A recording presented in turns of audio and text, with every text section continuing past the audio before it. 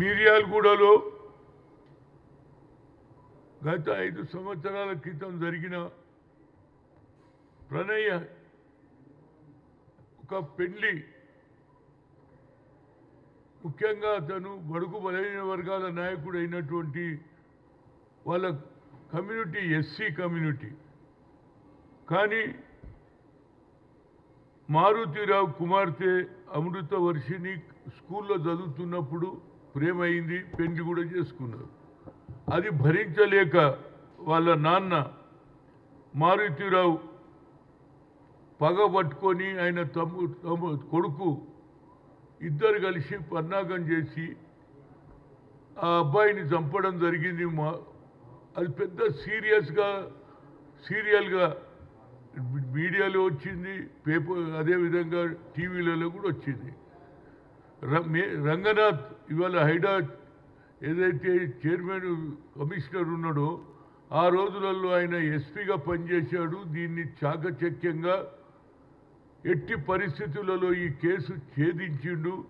దానికి ఇవాళ మిర్యాలగూడ కోర్టు కూడా శిక్ష ఇచ్చింది. ప్రణయ్ అంతకుడికి మరణ శిక్ష, నరికి చంపిన సుభాష్ శర్మకు ఉరి తీయాలని. అదేవిధంగా వారితో పాటు మిగతా వాళ్ళ మీద కూడా యావజ్జీవన శిక్ష ఇచ్చారు, వారికి పెనాల్టీ కూడా వేశారు. నా ఉద్దేశంలో పోలీసు వాళ్ళు ఎంతో కష్టపడి కేసును సాధించిన తర్వాత దానికి ఇమ్మీడియట్గా శిక్ష విధిస్తే వచ్చేవారికి భయం ఉంటుంది. అరే మనం ఈ విధంగా చేస్తే మనకు కూడా మరణ శిక్ష పడుతుంది, మనం కూడా చనిపోతాం, మన మీద కూడా లైఫ్ కేసు పడుతుందనే ఆలోచన మరి కలుగుతుంది. కానీ అదే లాంటి కేసు ఇంకొకటి హాజీపూర్లో శ్రీనివాసరెడ్డి అనే ఒక వ్యక్తి ఆ హాజీపూర్లో అక్కడి నుంచి గాజుల రామారావు పోవాలంటే స్కూల్కు 4 కిలోమీటర్లు ఉంటుంది.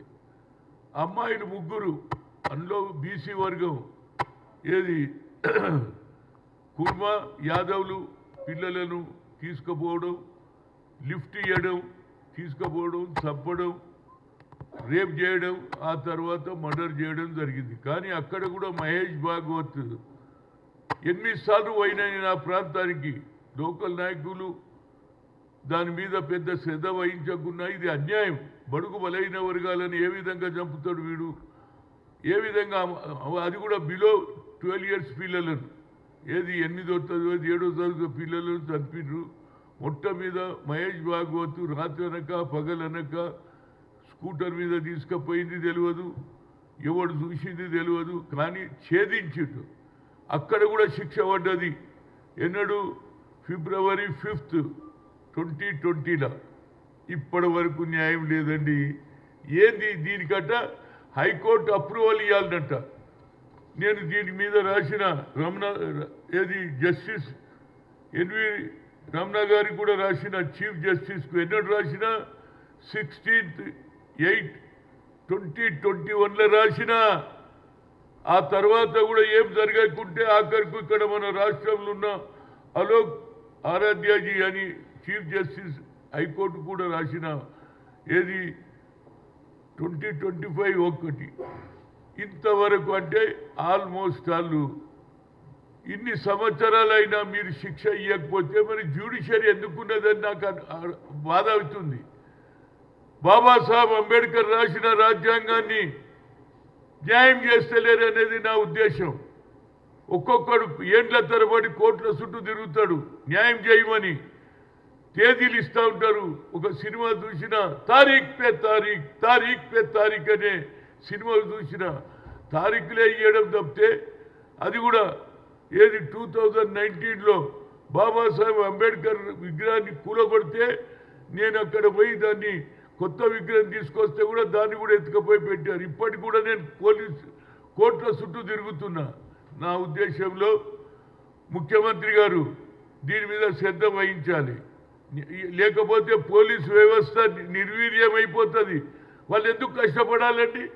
రాత్రి పగలు కష్టపడి ఛేదించి కోర్టులో డిసిషన్ తీసుకున్నాక హైకోర్టు అప్రూవల్ ఇవ్వకపోతే ఏం న్యాయం నాకు అర్థమైతే లేదండి. ఇది ప్రజలు క్రైమ్ చేస్తూ పోతుంటారు. క్రైమ్ చేస్తే దీనికి సీరియస్గా మనకు కూడా శిక్ష పడుతుందనే ఆలోచన కలగాలంటే ఇమీడియట్గా ఏది హాజీపూర్ కేసు అదేవిధంగా మిర్యాలగూడ కేసులో శిక్ష పడితే వచ్చే తరంలో ఏ యువకుడు కానీ ఎవరే కానీ దుర్మార్గానికి పాల్పడడానికి భయపడతారు. ఏం జరుగుతలేదండి నాకు అర్థం కాదు.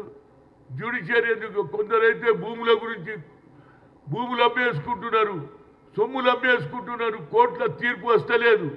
నేను అనుకుంటా ఇది ఫాస్ట్ ట్రాక్ కేసు జరగాలి, ఇమీడియట్గా యాక్షన్ జరగాలి అనేది నా ఉద్దేశం. ముఖ్యమంత్రి గారు అన్నీ చేస్తున్నారు, దీని మీద కూడా మీరు శ్రద్ధ తీసుకోవాలి. లేకుంటే పోలీస్ వ్యవస్థ నిర్వీర్యం. నేను అడిగిన మహేష్ భాగవత్ మై క్యా కరూ సాబ్ మైతో నల్గొండ కోర్టు మీద ఏది నేను శిక్ష ఛేదించినా ఒప్పుకున్నాడు, శిక్ష కూడా పడ్డా 5 ఏళ్ళు అవుతుందండి. ఇక ఇది నిన్న మిర్యాలగూడలో జరిగినది. ఏది ముఖ్యంగా ప్రణయ్ కేసులో శిక్ష పడ్డది, ఉరి పడ్డది, లైఫ్ ఇంప్రెస్ పడ్డది. ఇవన్నీ కూడా మరి జ్యుడిషియరీ ఎందుకు నామమాత్రం అవుతుందో నాకైతే అర్థమైతే లేదు. బాబాసాహెబ్ అంబేద్కర్ దీనికే రాయలేదు కదా రాజ్యాంగం, అందరికీ సమానంగా. ఇంకా కుల వ్యవస్థ ఇంకా నడుస్తూనే ఉన్నది. నాకు అది బాధ. దేశ స్వాతంత్రం వచ్చి 76 ఏళ్ళైనా తన బిడ్డ హరిజనులు చేసుకున్నదని చంపడం ఎంత అన్యాయమో చెప్పండి. ఇప్పుడు ఆ అమ్మాయికి ఒక కొడుకు ఏదో ఉన్నాడు.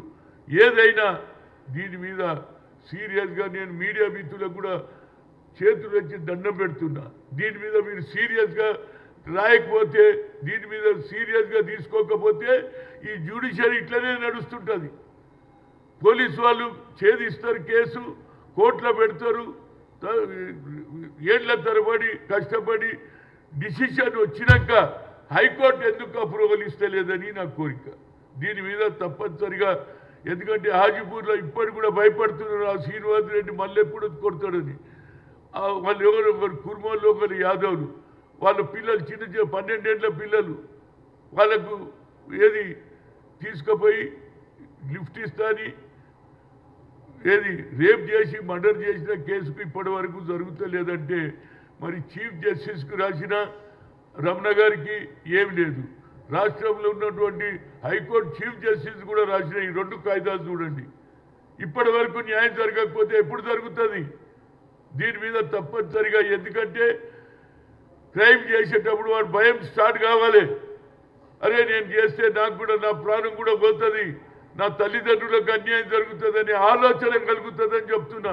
దీని మీద క్రైమ్ అందరూ చూయిస్తూనే ఉన్నారు. క్రైమ్ ఎక్కడ జరుగుతుంటే అవి టీవీలలో చూయిస్తున్నారు. దాంతో ఇంకా ఎక్కువ క్రైమ్ జరుగుతున్నది. నేను మీడియా మిత్రులకు కూడా ఈ క్రైమ్ను తక్కువ చూపించండి.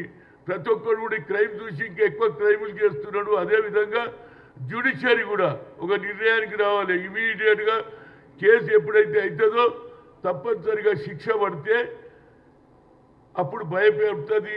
అదేవిధంగా పోలీస్ వ్యవస్థ కూడా నేను ఇద్దరికి కూడా అప్రిషియేట్ చేస్తున్నా. ఏది మన